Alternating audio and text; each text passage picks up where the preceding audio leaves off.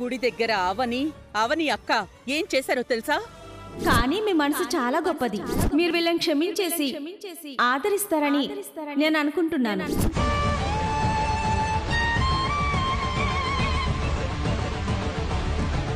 నా కోడలిగా పబ్లిసిటీ చేసుకుంటోంది. ఇప్పుడు నేను బయటికి గెంటేస్తే నా మీద బురద జల్లుతుంది, విష ప్రచారం చేస్తుంది.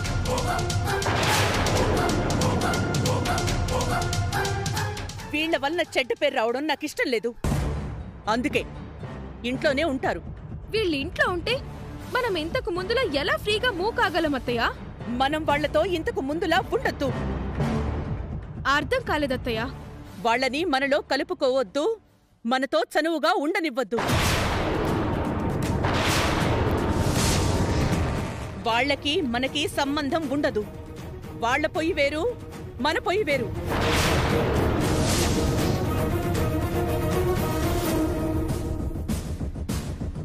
వాళ్ల పండగలు వాళ్లవి, మన పండగలు మనవి.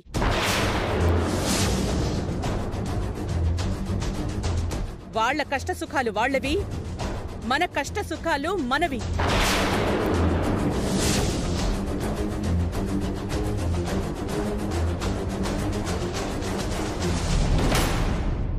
వాళ్ళు ఆ ఖాళీ రూంలో ఉంటారు. దిక్కులేని వాళ్లలా ఆ దిక్కున ఉంటారు.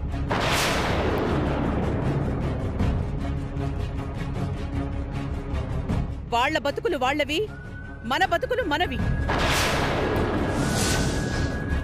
వాళ్లకి మనకి అడ్డుగోడ ఉండదు. లక్ష్మణ రేఖ లాంటి రేఖ ఉండదు. కాని ఒక రకంగా వాళ్ళు వేరు కాపురం అయిపోయినట్టే. అంటే పక్కింటి వాళ్ళలాగా అన్నమాట. అవును. ఇదేదో బాగానే ఉందే. మనకి చెడ్డ పేరు ఉండదు, వాళ్ళతో అడ్డము ఉండదు. అయితే ఇక్కడి నుంచి మేం మీ నైబర్స్ అన్నమాట. అవును. మీ పక్కింటి గొడవలతో మీకు సంబంధం లేదు, మీ గొడవలతో మాకు సంబంధం లేదు. పక్కింటి వాళ్ళు మనకి విరోధులైతే మనం వాళ్ళతో ఎలా ఉంటామో వీళ్ళతో అలాగే ఉండాలి, అంతేగా? అంతే. ఏంటమ్మా ఈ నిర్ణయాలు? పరాయి వాళ్ళు నన్ను అమ్మా అని పిలవకూడదు. అలాంటి పవిత్రమైన పిలుపు పిలవడానికి ఒక అర్హత ఉండాలి. అది కోల్పోయావు నువ్వు. ఇది చాలా అన్యాయం అమ్మా. సిగ్గున్న మనుషులైతే ఒకసారి చెప్పగానే వింటారు. ఇక ఆ రూమ్కెళ్ళి తగలడండి. మీరు చేస్తున్నది ఎలా ఉందంటే చెడుకి కిరీటం, మంచికి అవమానం అన్నట్టుంది. సరే అత్త, మీరు వేసిన శిక్షను నా భర్తతో పాటుగా నేను అనుభవిస్తాను. మీ కళ్ళ ముందే వనవాసం చేస్తాం. ఆ దేవుడు మా మీద కరుణ చూపించకుండా ఉండడు. రా బావా. ఆగో.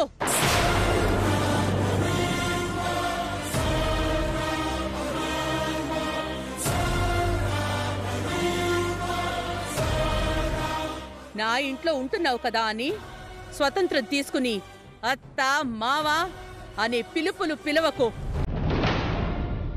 మర్యాదగా ఉండదు.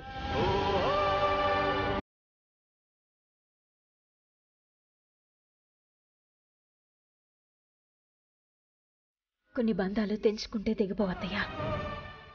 సరే, మీరు మమ్మల్ని ఎంతకాలం దూరం పెడతారో నేను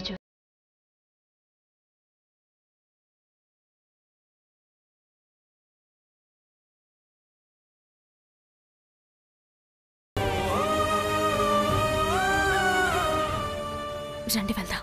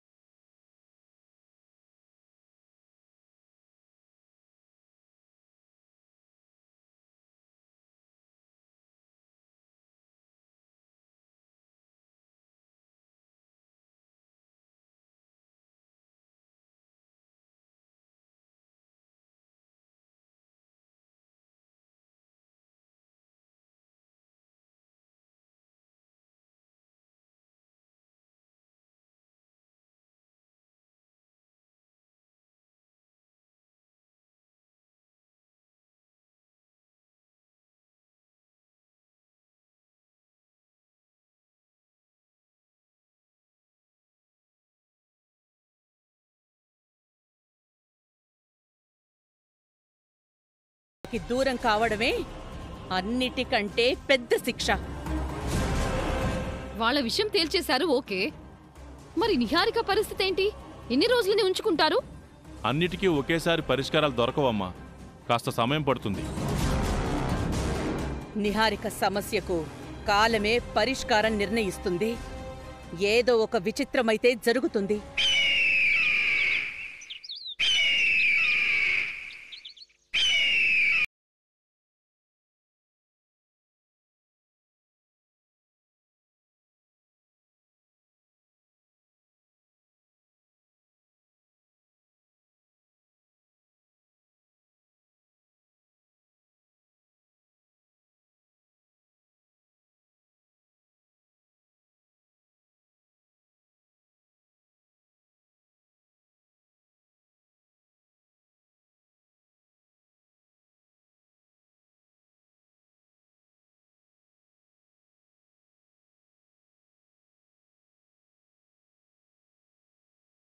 ఆగరా!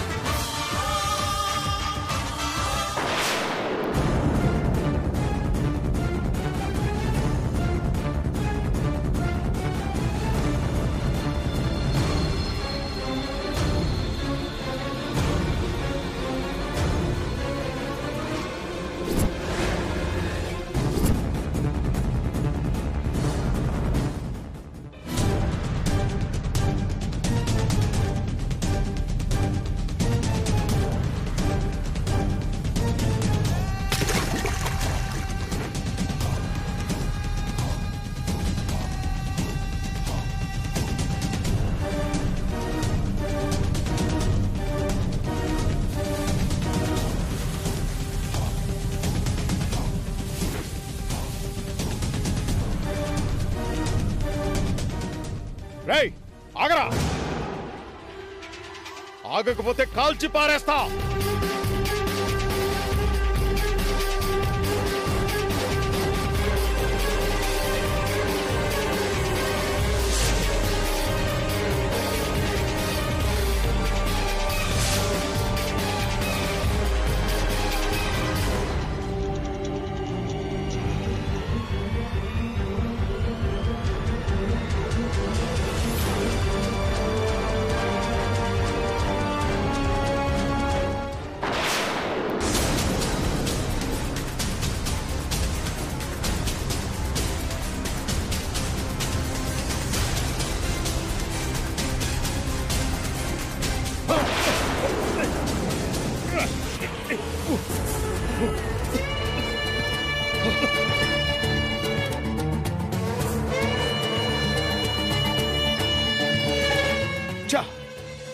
కొద్దిలో మిస్ అయ్యాడు.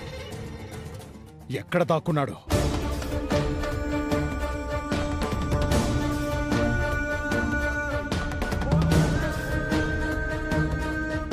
వాడెవడో తెలీదు. మన రాష్ట్రం వాడు, బయట రాష్ట్రం వాడో తెలీదు. చెడ్డీ గ్యాంగ్ కి సంబంధించిన వాడు, వేరే గ్రూప్ కి సంబంధించిన వాడో తెలీదు. కానీ వాడి మీద చాలా కేసులున్నాయి. ఇప్పటి వరకు వాడి మొహం కూడా మనం చూడలేదు. అసలు వాడు ఎలా ఉంటాడు?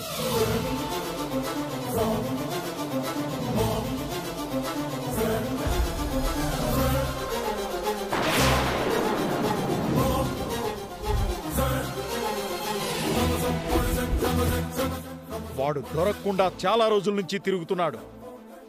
ఈసారి తప్పించుకోలేడు. ఏ పోలీస్, నేను పక్క రాష్ట్రం వాణ్ణి కాదు. పుట్టింది హైదరాబాద్, పెరిగింది హైదరాబాద్. ఈ కిట్టుగాన్ని పట్టుకోవడం అంత ఈజీ కాదు.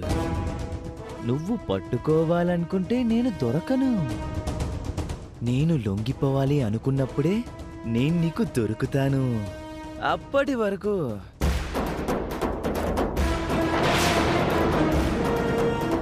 పిడికిలిలో ఇసుక జారినట్టు జారిపోతూనే ఉంటాను. ఆ? ఆ?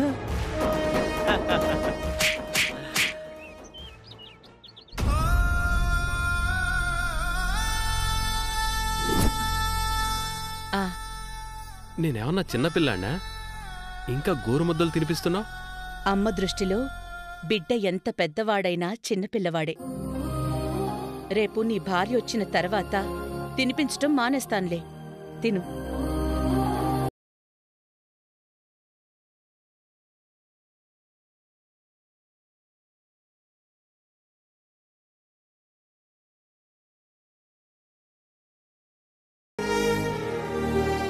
ఇంకా చాలమ్మా. నువ్వు కడుపు నిండా తినకపోతే నాకాకలిగా ఉంటుంది. అమ్మ ఆకలితో ఉండడం నీకిష్టమా? అయితే తింటాను.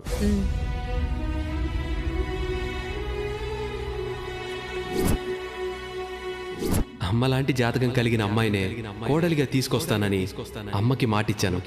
నా మాటను నేను నిలబెట్టుకుంటాను.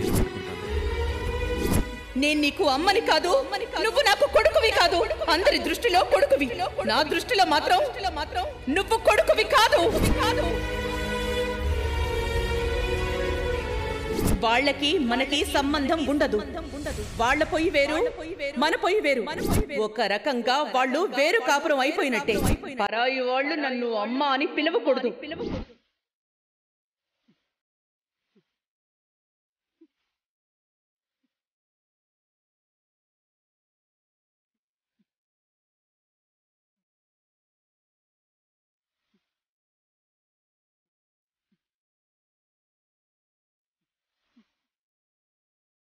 ఎందుకు ఏడుస్తున్నావు బావా?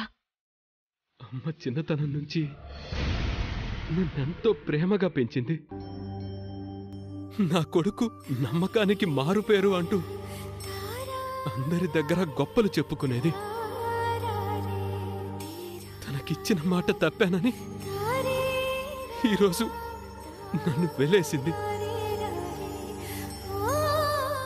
నన్ను ప్రాణంలా చూసుకున్న అమ్మ పరాయి వాణ్ణి చేసేసింది. ఎన్ని గొడవలొచ్చినా సర్దుకుంటుందిలే అనుకున్నాను గాని దూరం పెడుతుంది అనుకోలేదు. బిడ్డ ఏడ్చినప్పుడు అమ్మ సంతోషించే క్షణం ఏదైనా ఉందంటే అది బిడ్డ పుట్టినప్పుడు మాత్రమే. అలాంటి అమ్మను నేను ఏడిపించాను. అమ్మ చూపించే అనురాగాన్ని అసహ్యంగా మలుచుకున్నాను. తప్పంతా నాదే.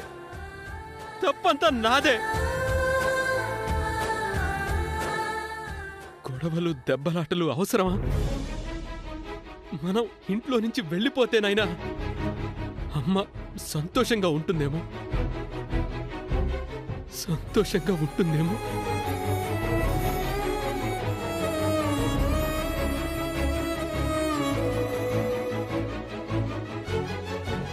వెళ్ళిపోవడానికి ఎంత సమయం పడుతుంది బావా? గుమ్మం దాటేంత. అమ్మ నిన్ను దూరం పెట్టి 10 నిమిషాలు కూడా కాలేదు. ఇంతలా బాధపడుతున్నావు. పూర్తిగా బయటికి వెళ్ళిపోతే నువ్వింకా బెంగ పెట్టుకుంటావు.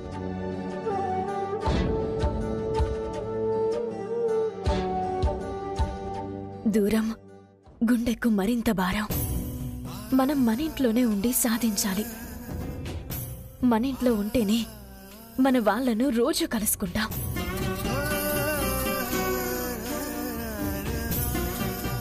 అత్తమామలను బాధ పెట్టాలని నాకు లేదు బావా. మనం ఇక్కడుంటేనే నిహారిక అనే దెయ్యంను బయటికి పంపించగలం. అందుకేగా ఇంతకాలం నేను భరించాను. తులసివనం లాంటి ఇంటి నుంచి కలుపు మొక్క లాంటి నిహారికను తరిమే వరకు నేను నా పోరాటాన్ని కొనసాగిస్తాను.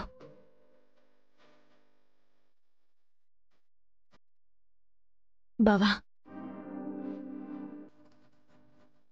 నువ్వేం బాధపడకు. నా కొడుకు మోసం చేశాడు అని నోటితోనే నా కొడుకు బంగారం అని అనిపిస్తాను. నీ గురించి, నా అత్త కుటుంబం గురించి నేను ఏమైనా చేస్తాను బావా. ఇంతకు ముందు నాకు బాధ వచ్చినప్పుడు అమ్మ ఒడిలో పడుకునేవాణ్ణి. ఇప్పుడు ఆ ఒడినే దూరం చేసుకున్నాను.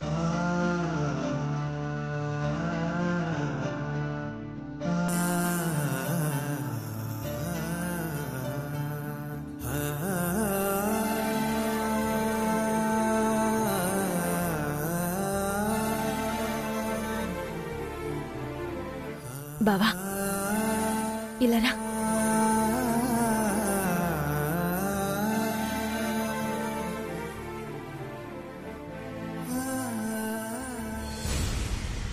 మళ్ళీ ఆ అమ్మ ఒడి చేరే వరకు ఈ అమ్మ ఒడిలో నిద్రపో.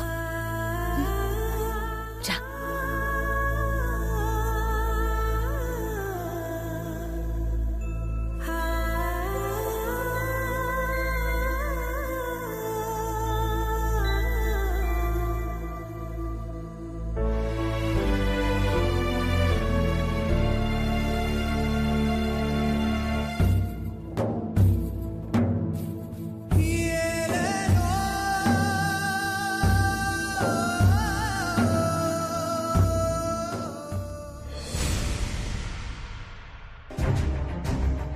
నా చేత తాలి కట్టించుకునే అర్హత ఈ నిహారికకు లేదు.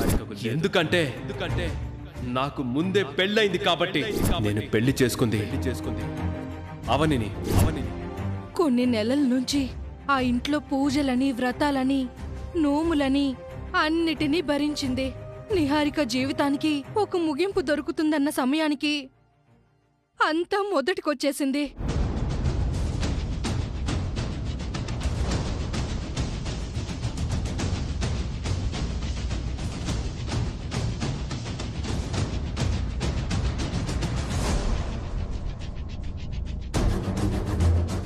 రే, ఎక్కడికి రా బయలుదేరావు?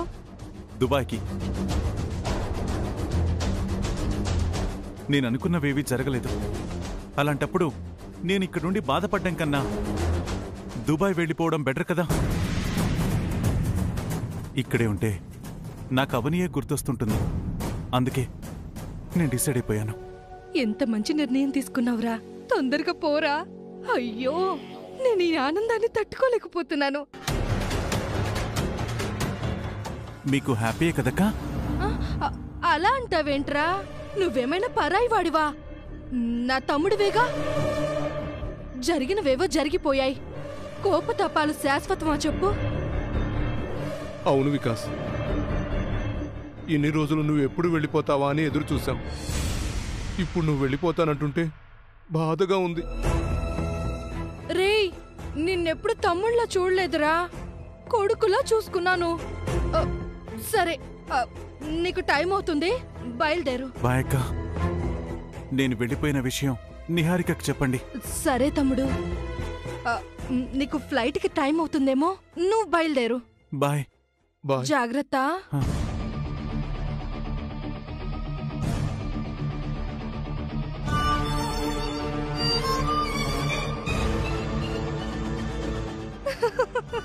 పెళ్లి చెడిపోతే చెడిపోయింది, కానీ ఈ సాడిస్ట్ వెధవ పీడ విరగడైపోయింది.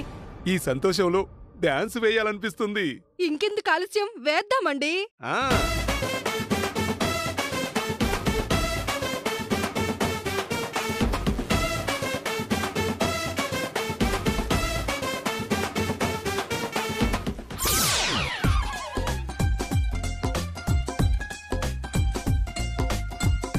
ఏంటి డాన్సులేస్తున్నారు? డాన్స్ కాదు తమ్ముడు, ఎక్సర్సైజ్ చేస్తున్నాం, హెల్త్ కి మంచిదని. అవును బామర్ది, నువ్వు మళ్ళీ వెనక్కెందుకు వచ్చావు? బయటికి వెళ్ళగానే ఒక ఆలోచన వచ్చింది. ఏంటది? అవనిని పెళ్లి చేసుకుని వస్తానని మా దుబాయ్ ఫ్రెండ్స్ కి మాటిచ్చా. వాళ్ళు నన్ను రిసీవ్ చేసుకోవడానికి ఎయిర్పోర్ట్కి వస్తారు. అవని ఏది అని అడుగుతారు. నేను వాళ్ల ముందు తలదించుకోవాలి. అది నాకు ఎంత పెద్ద అవమానం. అందుకే ఎవరో ఒకరిని పెళ్లి చేసుకుని వెళ్తాను. అప్పుడు నా పరువు నిలబడుతుంది. అప్పటి వరకు ఇక్కడే ఉంటాను. పైగా నేను వెళ్తుంటే మీరిద్దరూ బాధపడుతున్నారు. మీరు బాధపడితే నేను అస్సలు తట్టుకోలేను. అందుకే నేను ఇక్కడే ఉంటాను. మీరు ఎక్సర్సైజ్ చేసుకోండి.